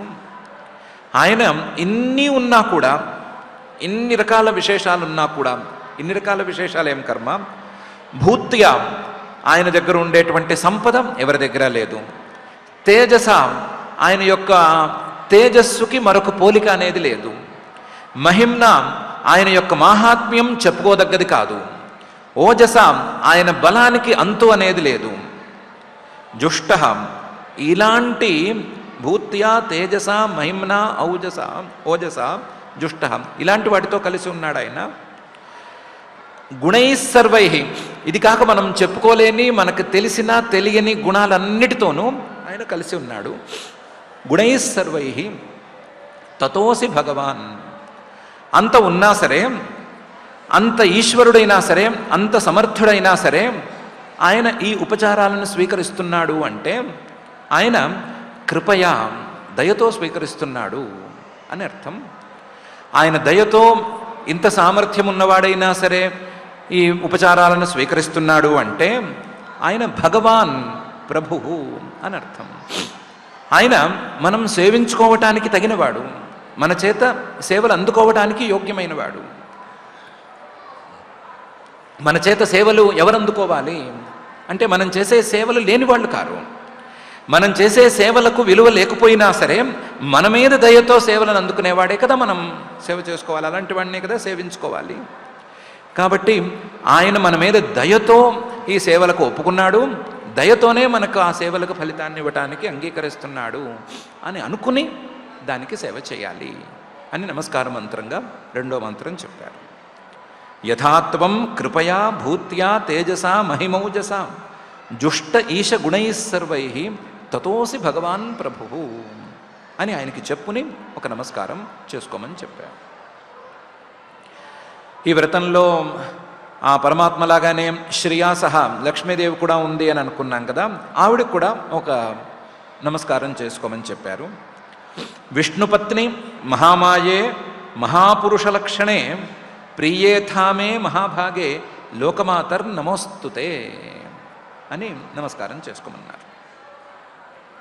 విష్ణుపత్ని శ్రీమన్మహావిష్ణువు యొక్క పత్ని, మహామాయే మహామాయా స్వరూపిణి, మహాపురుష లక్షణే మహాపురుషుడు శ్రీమన్నారాయణుడు ఆయనకున్నటువంటి లక్షణాలనే కలిగి ఉన్నదానా, మహాభాగే చాలా గొప్ప యోగ్యత కలిగినటువంటి దానా, లోకమాత, ఈ లోకాలన్నిటికీ తల్లి అయిన దానా, మహాభాగే ప్రియథాహ, నా యందు నువ్వు సంతోషంగా ఉండు, నా యందు ప్రేమతో ఉండు.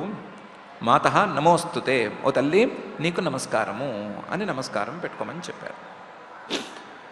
చెప్పేటప్పుడు విష్ణుపత్ని, నీవు విష్ణువు పాలకుడుగా ఉన్నాడు అని ధైర్యంగా నిర్భయంగా ఉన్నదానివి. విష్ణువే పాలకుడుగా ఉంటే, శ్రీమన్మహావిష్ణువే పాలకుడుగా ఉంటే ఎంత ధైర్యంగా ఎంత నిబ్బరంగా ఉంటుందో అంత నిర్భయంగా ఉన్నదానివి. మహామాయే ఆ శ్రీమన్మహావిష్ణువుకే శక్తి స్వరూపిణిగా చలామణి అవుతున్న దానివి. ఆయనకున్నటువంటి లక్షణాలనే కలిగి ఉన్నదానివి. ఆయనకున్నటువంటి నిరపేక్ష, లేకపోతే ఆయనకున్నటువంటి పూర్ణకామత్వం, ఆయనకున్నటువంటి మహావిభూతిపతిత్వం, సకల సిద్ధులు, ఇవన్నీ నీకు కూడా ఉన్నాయి. అందులో ప్రధానమైనటువంటి అలంబుద్ధి, నిరపేక్ష అనే లక్షణాలు నీకు కూడా ఉన్నాయి. అందువల్లే ఇన్ని విశేషాలు నీలో ఉన్నాయి కాబట్టే మహాభాగే చాలా గొప్పదానివి అయ్యావు నువ్వు. ఇన్ని విశేషాలు ఉన్నాయి కాబట్టే లోకమాత, ఈ లోకాలన్నిటికీ తల్లివయ్యావు. కాబట్టి నీకు మా నమస్కారం అని నమస్కారం చేసుకోమని చెప్పారు. ఇది 3వ శ్లోకం, లక్ష్మీదేవికి నమస్కరించుకోవలసినటువంటి శ్లోకం. విష్ణుపత్ని మహామాయే మహాపురుష లక్షణే ప్రియేథామే మహాభాగే లోకమాతర్ నమోస్తుతే అనేటువంటి మంత్రం. ఈ 3 మంత్రాల్లోనూ మొత్తం తరచు చూసుకుంటే మనం చేసుకునేటువంటి పూజ ఎవరికి అంటే మన పూజ అవసరం లేని వారికి. ఆయన శ్రీమన్మహావిష్ణువు అవ్వచ్చు లేదా లక్ష్మీదేవి అవ్వచ్చు, ఇద్దరికీ మన పూజలు అవసరం లేదు. మనం పూజలో ఇచ్చేటువంటి ఈ పువ్వు, ఈ అక్షత ముక్క, ఈ బియ్యపు గింజ, ఈ నైవేద్యం, ఈ పండు, ఈ తాంబూలం వాళ్ళకి ఏమీ అక్కర్లేదు. వాళ్ళు నిరపేక్షులు. వాళ్ళు ఇచ్చేటువంటి ఫలితాలు మనకి కావాలి. అదే సమయంలో వాళ్ళ తత్వమైనటువంటి, వాళ్ళ యొక్క స్వభావమైనటువంటి నిరపేక్షత్వం అనేది పూజ చేసేవాళ్ళు అలవాటు చేసుకోవాలి అనేటువంటి అభిప్రాయం స్పష్టంగా తెలుస్తోంది. పూజ చేసేవాడు ఆ పూజించుకునేటువంటి దేవతా స్వరూపాన్ని సరిగ్గా అర్థం చేసుకుని ఆ దేవతా స్వరూపం తాలూకు లక్షణాలను సంపాదించుకోవటం కోసమే పూజ చేసుకోవాలి అనేటువంటి మెసేజ్ కూడా ఈ భాగంలో ఉంది.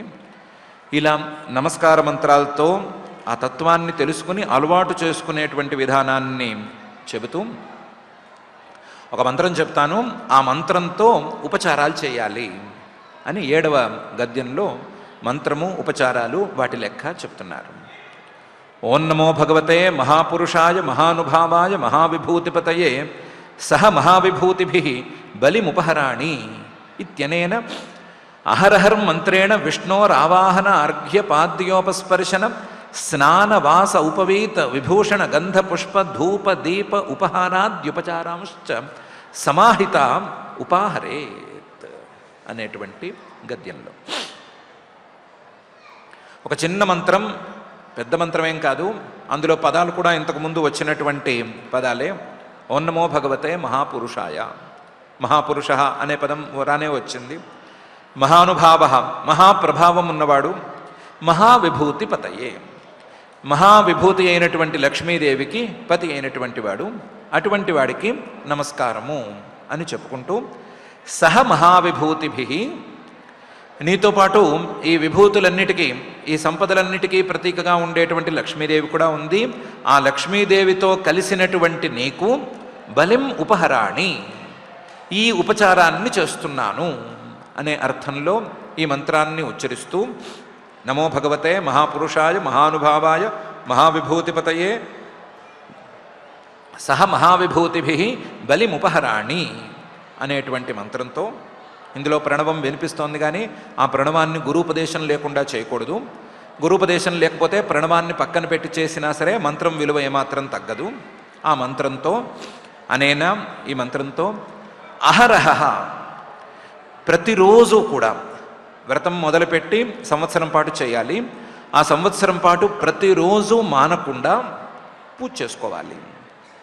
ఆ పూజలో విష్ణోహ ఆవాహన, ఆ అర్ఘ్య పాద్య ఉపస్పర్శన స్నాన వాసాహ ఉపవీత విభూషణ గంధ పుష్ప ధూప దీప ఉపహారాది ఉపచారాంశ్చ ఉపాహరేత్.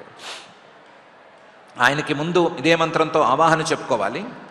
ఆవాహన తర్వాత అర్ఘ్యం అంటే చేతికి నీళ్లు అందించటం, తర్వాత పాద్యం పాదాలు కడుగుతున్నాను అనే ఉద్దేశ్యంతో నీళ్ళు ఇవ్వటము, ఉపస్పర్శనం అంటే ఆయనకి ఆచమనం అంటే నోరు తడి చేసుకోవడానికి ఇచ్చేటువంటి నీటిని 3 సార్లు ఇవ్వటము, తర్వాత స్నానం అనే ఉద్దేశ్యంతో నీళ్లు చల్లటము ఏదో ఒకటి. అలాగే వాసహ వస్త్రం ఉన్నదే, లేనిదేమక్కర్లేదు, రోజు కొత్తది పెట్టాలా, రోజు ఏదో చేయాలా అక్కర్లేదు, చేస్తే పుచ్చుకోవాల్సిన అవసరం ఆయనకేమీ లేదు.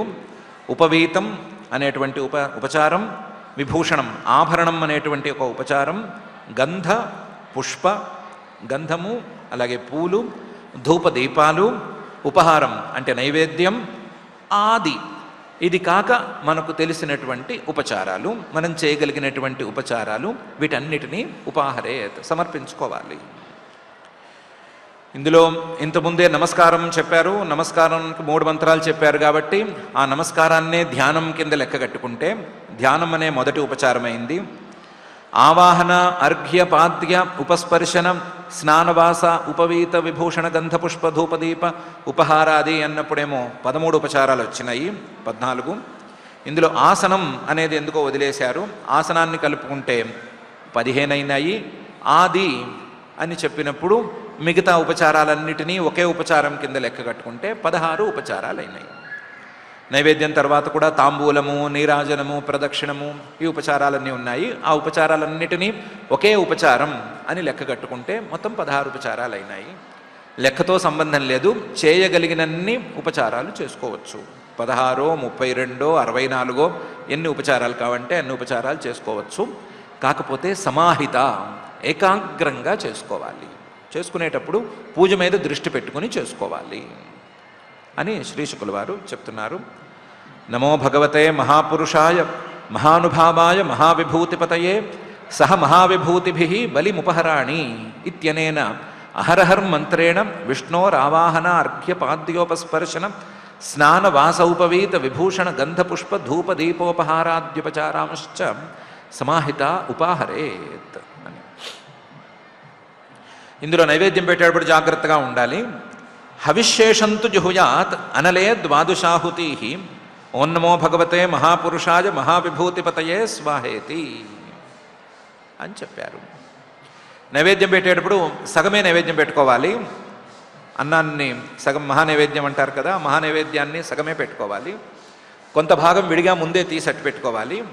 ఆ హవిశేషం ఆ నైవేద్యం పెట్టడానికి విడిగా తీసింది కాక మిగతా దాన్ని జుహుయాదనలే అగ్నిలో హోమం చేయాలి. అందులో ద్వాదశాహుతి 12 సార్లు ఆహుతులు ఇవ్వాలి. దానికి కూడా ఒక మంత్రం ఉంది, నమో భగవతే మహాపురుషాయ మహావిభూతిపతయే స్వాహ అనేటువంటి మంత్రం. ఈ మంత్రంతో 12 ఆహుతులు ఈ హవిశేషంతో ఇవ్వాలి.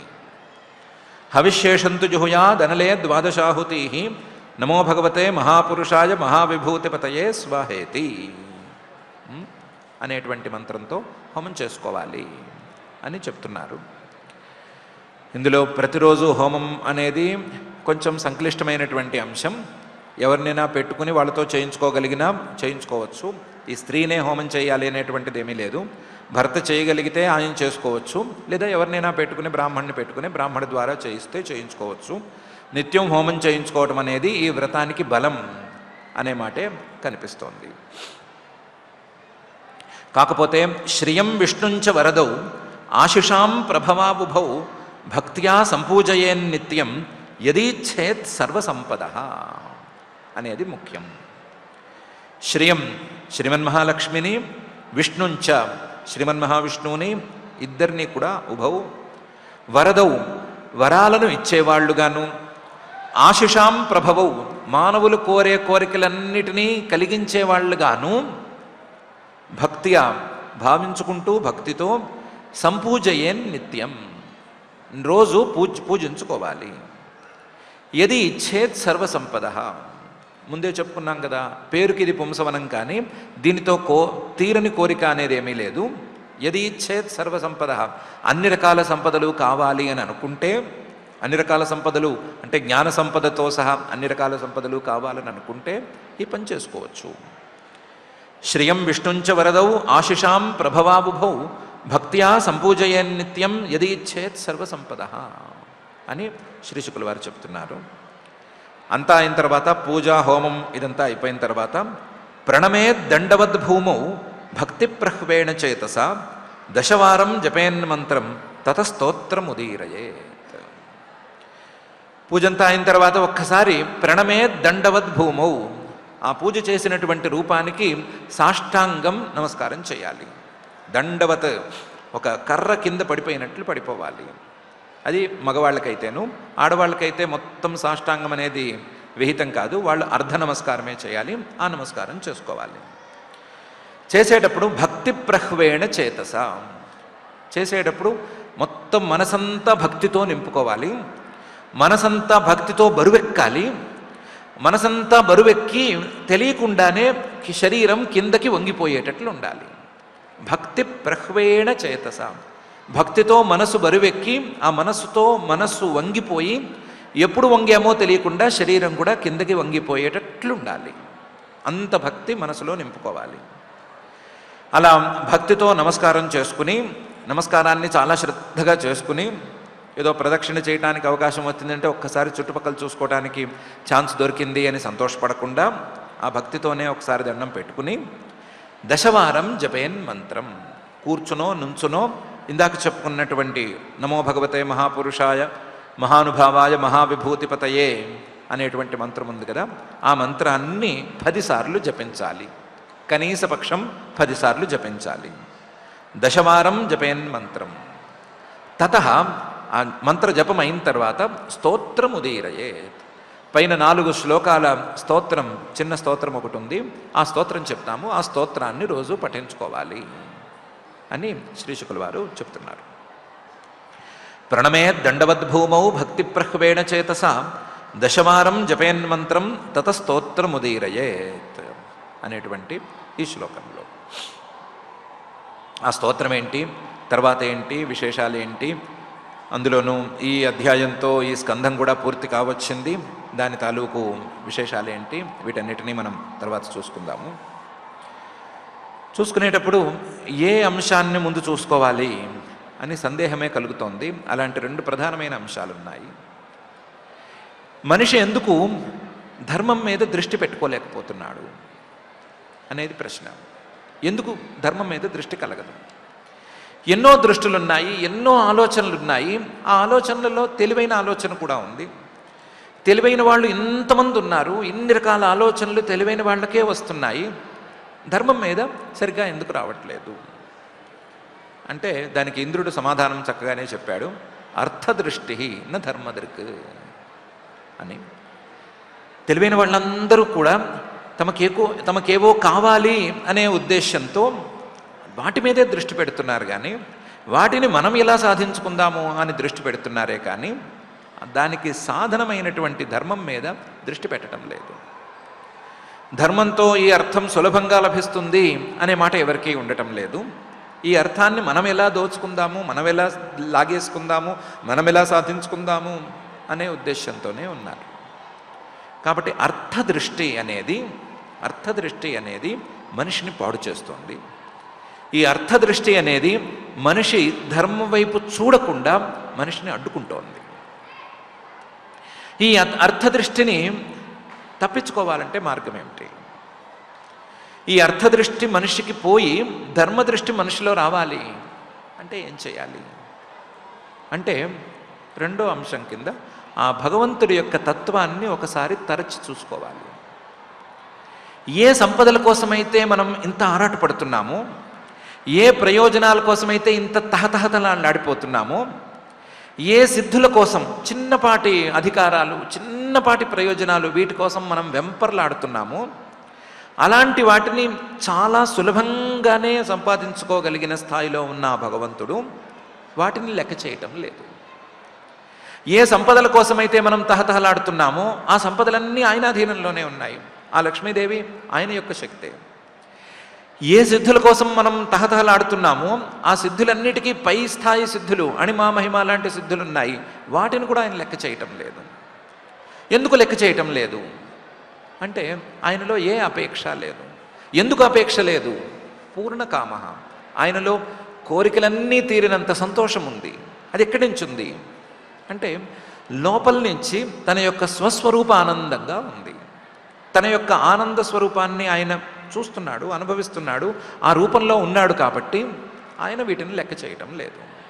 అందువల్ల ఏం చూసినా సరే అలం అలం, నాకు చాలు నాకు చాలు అన్నట్లున్నాడు. బాగా కడుపు నిండా తిని పార్టీకి వచ్చినటువంటి వాడు ఏం చూసినా సరే అక్కర్లేదు అక్కర్లేదు అనుకున్నట్లుగా అంతా కడుపు నిండినట్లున్నాడు, దేన్ని కోరుకోవటం లేదు.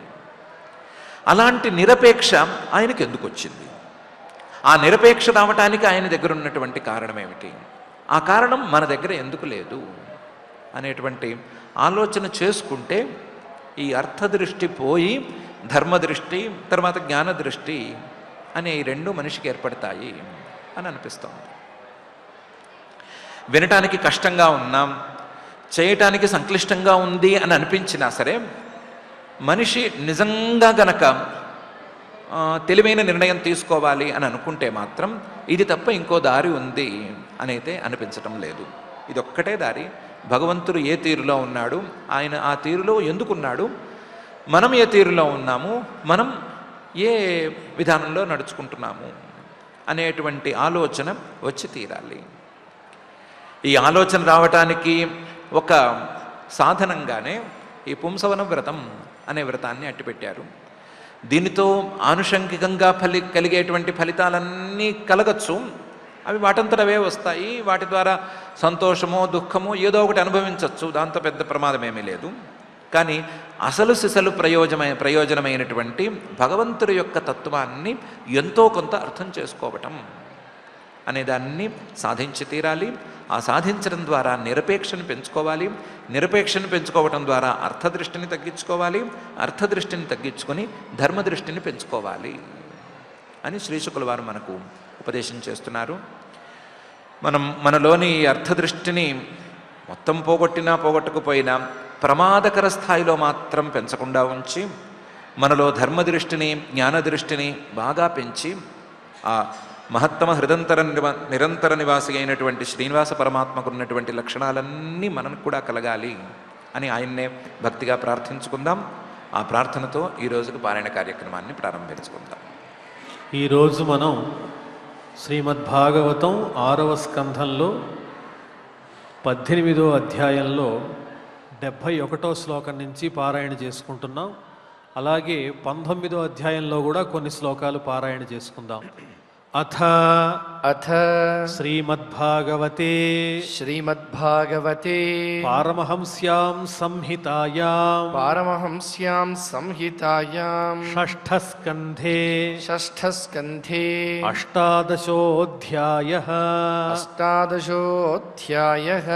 ఇంద్ర ఉవాచ అంబతేహం వ్యవసితం ఉపధార్యాగతోऽంతికం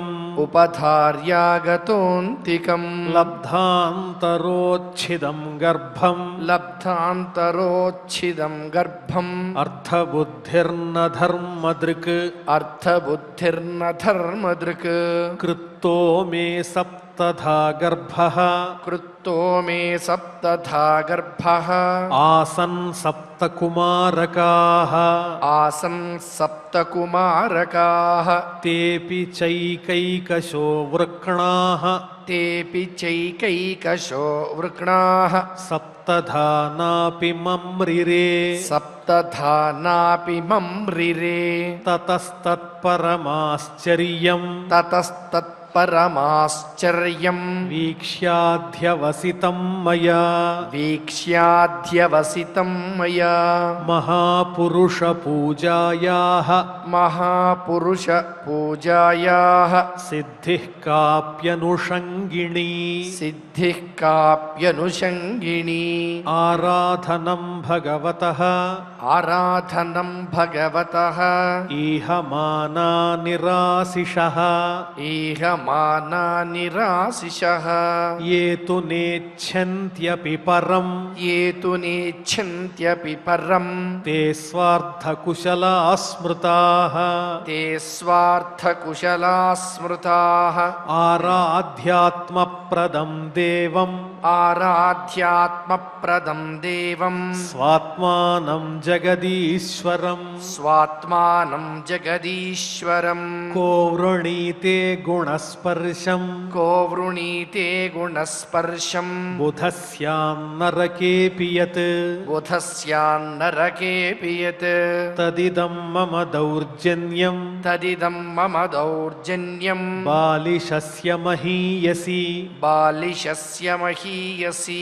క్షంతుమర్హసి మాతస్త్వం క్షంతుమర్హసి మాతస్త్వం దిష్ట్యా గర్భో మృతోత్థితః దిష్ట్యా గర్భో మృతోత్థితః శ్రీశుక ఉవాచ శ్రీశుక ఉవాచ ఇంద్రస్తయాభ్యనుజ్ఞాతః ఇంద్రస్తయాభ్యనుజ్ఞాతః శుద్ధభావేన తుష్టయా శుద్ధభావేన తుష్టయా మరుద్భిः సహ తాం నత్వా మరుద్భిः సహ తాం నత్వా జగామత్రిదివం ప్రభుః జగామత్రిదివం ప్రభుః ఏవం తే సర్వమాఖ్యాతం ఏవం తే సర్వమాఖ్యాతం యన్మాం త్వం పరిపృచ్ఛసి యన్మాం త్వం పరిపృచ్ఛసి మంగళం మరుతాం జన్మ మంగళం మరుతాం జన్మ కిం భూయః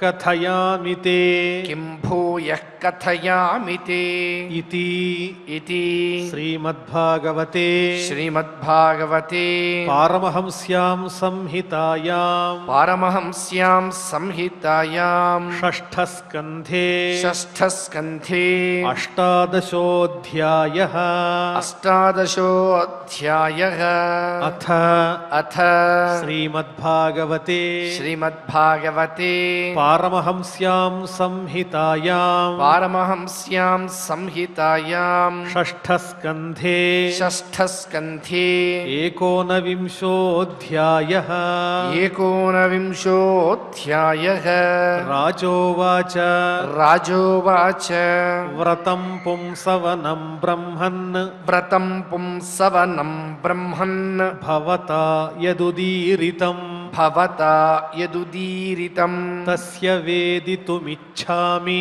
తస్య వేదితుమిచ్ఛామి येन विष्णुः प्रसीदति येन विष्णुः प्रसीदति श्रीशुक उवाच श्रीशुक उवाच शुक्ले मार्गशिरे पक्षे शुक्ले मार्गशिरे पक्षे योषिद्भर्तुरनुज्ञया योषिद्भर्तुरनुज्ञया आरभेत व्रतमिदम् आरभेत व्रतमिदं सार्वकामिकमादितः सार्वकामिकमादितः निशम्य मरुतां जन्म निशम्य मरुतां जन्म ब्राह्मणाननुमन्त्र्य च ब्राह्मणानुमन्त्र्य च स्नात्वा शुक्लदति शुक्ले स्नात्वा शुक्लदति शुक्ले वसीतालङ्कृताम्बरे वसीतालङ्कृताम्बरे पूजयेत् प्रातराशात् प्राक् पूजयेत् प्रातराशात् प्राक् भगवन्तं श्रियासः भगवन्तं श्रियासः अलन्ते निरपेक्षाय अलन्ते निरपेक्षाय पूर्णकामनमोऽस्तु ते पूर्णकामनमोऽस्तु ते महाविभूतिपतये महाविभूतिपतये नमः सकलसिद्धये नमः सकलसिद्धये यथा त्वं कृपया भूत्या यथा त्वं कृपया भूत्या तेजसा महिमौजसा तेजसा महिमौजसा जुष्ट ईश गुणैः सर्वैः जुष्ट ईशगुणैः सर्वैः ततोऽसि भगवान् प्रभुः ततोऽसि भगवान् प्रभुः विष्णुपत्नि महामाये विष्णुपत्नि महामाये महापुरुषलक्षणे महापुरुषलक्षणे प्रियेथा मे महाभागे प्रियेथा मे महाभागे लोकमातर्नमोऽस्तु ते लोकमातर्नमोऽस्तु ते ॐ नमो भगवते महापुरुषाय ॐ नमो भगवते महापुरुषाय महानुभावाय महानुभावाय महाविभूतिपतये महाविभूतिपतये सह महाविभूतिभिः सह महाविभूतिभिः बलिमुपहराणीति बलिमुपहराणीति अनेन अनेन अहरहर्मन्त्रेण अहरहर्मन्त्रेण विष्णोः विष्णोः आवाहन आवाहन अर्घ्यपाद्य अर्घ्यपाद्य उपस्पर्शन उपस्पर्शन स्नानवासौपवीत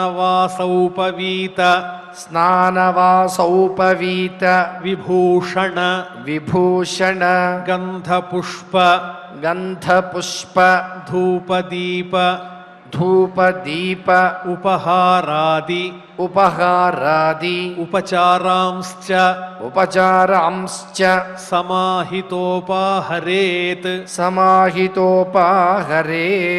हविस्सेषन्तु हविस्येषन्तु जुहुयादनले जुहुयादनले द्वादशाहुतीः द्वादशाहुतीः ॐ नमो भगवते महापुरुषाय ॐ नमो भगवते महापुरुषाय महाविभूतिपतये स्वाहेति महाविभूतिपतये स्वाहेति श्रियं विष्णुञ्च वरदौ श्रियं विष्णुञ्च वरदौ आशिषां प्रभवावुभौ आशिषां प्रभवावुभौ भक्त्या सम्पूजयेन्नित्यं भक्त्या सम्पूजयेन्नित्यं यदीच्छेत् सर्वसम्पदः यदीच्छेत् सर्वसम्पदः प्रणमेद्दण्डवद्भूमौ प्रणमेद्दण्डवद्भूमौ भक्तिप्रह्वेण चेतसा भक्तिप्रह्वेण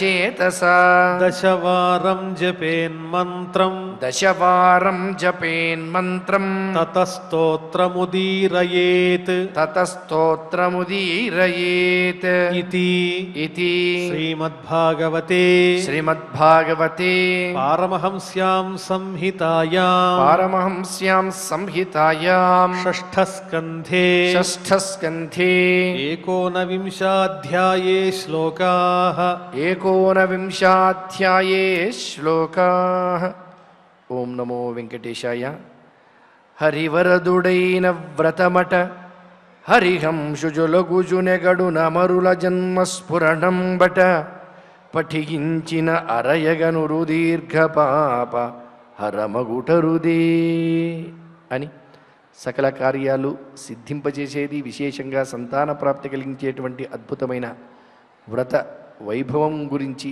వ్రత విధానం గురించి శ్రీమద్భాగవత అమృత రసాస్వాదన ప్రక్రియలో భాగంగా ఆచార్యముఖత వినేటువంటి భాగ్యాన్ని, సౌభాగ్యాన్ని ఆ దేవదేవుడైన శ్రీయపతి మనకు ఈనాడు అందించాడు. ఇటువంటి భాగ్యం మనకు కలిగినందుకు కలగజేయమని కూడా కోరుకుంటూ ఆ శ్రీపతి యొక్క చరణ కమలాలను సేవిస్తూ యథాప్రకారం క్షమాప్రార్థన దగ్గర నుంచి మంగళాంత శ్లోకం వరకు పఠించి మంగళాంతంగా నేటి ఈ అధ్యయన కార్యక్రమానికి పరిసమాప్తిని పలుకుదాం. అథ క్షమా ప్రార్థనా యదక్షరపదభ్రష్టం మాత్రాహీనం చ యద్భవేత్ తత్సర్వం క్షమ్యతాం దేవ నారాయణ నమోస్తుతే. అథ భగవత్సమర్పణం కాయేన వాచా మనసేంద్రియైర్వా బుద్ధ్యాత్మనా వా ప్రకృతే స్వభావాత్ కరోమి యద్యత్ సకలం పరస్మై నారాయణాయేతి సమర్పయామి. అథ లోకక్షేమ ప్రార్థనా. సర్వే భవంతు సుఖినః, సర్వే సంతు నిరామయాః, సర్వే భద్రాణి పశ్యంతు, మా కశ్చిద్ దుఃఖభాగ్ భవేత్. అథ మంగళం శ్రియః కాంతాయ కళ్యాణ నిధయే నిధయేర్థినాం. శ్రీవేంకటనివాసాయ శ్రీనివాసాయ మంగళం.